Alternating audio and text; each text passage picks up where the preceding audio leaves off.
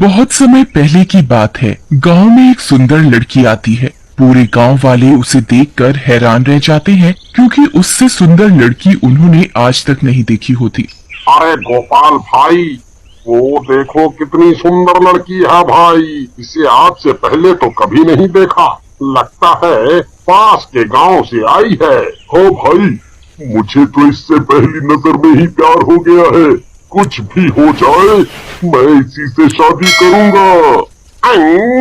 अरे गोपाल भाई, लेकिन ये जंगल की ओर क्यों जा रही है? लगता है रास्ता भटक गई है। चलो, हमें इसे रोकना होगा।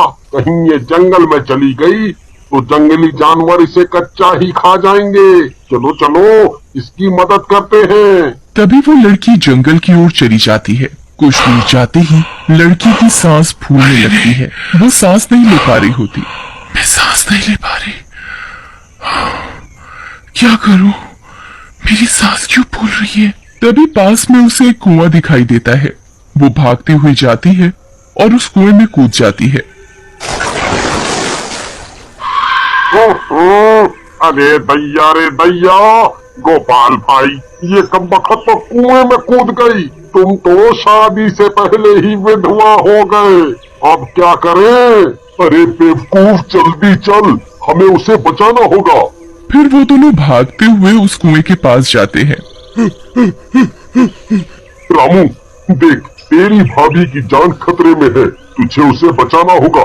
चल, जल्दी से कुएं में कूद जा। वाह बेटा वाह, शादी का लड्डू तुम खाओ और अपनी जान हम खतरे में डाले। मैं नहीं कूदने वाला इतने गहरे कुएं में। हाँ, कमबख्त, तू किसी काम का नहीं है, मुझे ही जाना होगा। फिर गोपाल कुएं में कूद जाता है और लड़की का हाथ पकड़ लेता है। जी, आप ठीक तो हैं। आप इस कुएं में क्यों कूद गई? आप मरना क्यों चाहती हैं? अरे, आपने मुझे बचाने के लिए अपनी जान खतरे में क्यों डाल दी? कहीं आपको कुछ हो जाता तो मैं अपने आप को कभी माफ नहीं कर पाती। जी, ये तो मेरा फर्ज था। अरे गोपाल भाई, जल्दी से ये रस्सी पकड़ लो। मैं तुम दोनों को ऊपर खींच लूंगा। फिर रामू उन दोनों को रस्सी से ऊपर खींच लेता है। तभी गोपाल उस लड़की से प्यार का इजहार करता है और उससे शादी करने की इच्छा जाहिर करता है। लड़की भी उसकी बहादुरी देखकर उसे शादी करने के लिए हाँ कर देती है और उनकी शादी हो जाती है। फिर शादी की पहली रात। अरे प्रीतम, आज तो हमारी शादी की पहली रात है। मैंने फिल्मों में देखा है, पत्नी पति के लिए दूध का गिलास लाती है।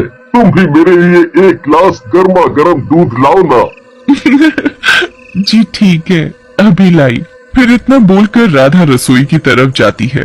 तभी उसकी सांस फूलने लगती है। अरे नहीं, मैं सांस नहीं ले पा रही। लगता है मुझे अभी जाना होगा। तभी राधा भागती हुई घर से बाहर निकल जाती है। अरे ई का हो गया? अरे प्रीतम, कहाँ भागी जा रही हो? कौनो भूत वूत देख लिया क्या? अरे प्रीतम सुनो। फिर गोपाल भी राधा के पीछे पीछे भागने लगता है। राधा सीधे जंगल की तरफ भागती है। अरे कमबख्त, इतनी रात गई जंगल की तरफ क्यों भाग रही है? जंगल में मंगल करना चाहती है क्या? अरे मर गए रे। अरे प्रीतम सुनो, इतनी रात गए जंगल में जाना ठीक नहीं रहेगा। तभी राधा भागती हुई जाती है और सीधा उसी कुएं में कूद जाती है। अरे मर गए रे। ये क्या? ये नास मिट्टी तो फिर से कुएं में कूद गई। अब क्या करूं? फिर गोपाल भागता हुआ कुएं के पास जाता है। अरे प्रीतम, तुम ठीक तो हो? अब क्या करूं? वही कुएं के पानी में कूदते ही राधा की सांस में सांस आती है। शुक्र है थोड़ी सांस तो आई। अब जाकर मेरी जान में जान आई है। अरे प्रीतम, तुम ठीक तो हो? लो, ये रस्सी जल्दी से पकड़ लो, मैं तुम्हें बचा लूंगा। फिर गोपाल कुएं में रस्सी डालकर राधा को ऊपर खींच लेता है। तुम्हारा दिमाग खराब तो नहीं हो गया जो फिर से इस कुएं में कूदकर अपनी जान देना चाहती थी? राधा गोपाल की बात का कोई जवाब नहीं देती और चुपचाप वापस अपने घर लौट जाती है। और फिर अगले दिन राधा मन ही मन सोचती है, लगता है मुझे इन्हें सब सच बता देना चाहिए। नहीं नहीं, अगर सच बता दिया तो दिक्कत हो जाएगी। नहीं नहीं, मैं इन्हें सच नहीं बता सकती। फिर रात होने पर, अरे प्रीतम, कल की रात तो चौपट हो गई, क्यों ना आज की रात को रंगीन बनाया जाए? जी ठीक है, मैं अभी आपके लिए गर्मा गर्म दूध का गिलास लाती हूँ। फिर राधा रसोई में दूध गर्म करने लगती है। तभी उसकी सांस फिर से फूलने लगती है। अरे नहीं, मेरी सांस फिर से फूल रही है। मैं सांस नहीं ले पा रही। लगता है मुझे अभी पानी में जाना होगा। फिर राधा रसोई से भागते हुए जाती है और गोपाल उसे देखता रह जाता है और वो घर से बाहर निकल जाती है। अरे नहीं, ये नासमिटी तो फिर से पीटी उषा बन गई। अरे कमबख्त अब कहाँ भागे जा रही है? अरे मर गए रे, अब क्या करूं? कहीं ये फिर से उस कुएं में कूदने तो नहीं जा रही? फिर गोपाल भी उसके पीछे दौड़ना शुरू कर देता है। अरे नासमिटी रुक जा, कहाँ भागे जा रही है? अरे रुक जाओ। राधा गोपाल की एक नहीं सुनती और सीधा उस कुएं में छलांग लगा देती है और कुएं के पानी के अंदर नीचे तक चली जाती है। गोपाल कुएं के अंदर झांकने लगता है। अरे कमबख्त कहाँ चली गई? आज तो ये कुएं में दिखाई भी नहीं दे रही। अब क्या करूं? अरे प्रियतम, तुम कहाँ हो? तभी राधा पानी के ऊपर आ जाती है।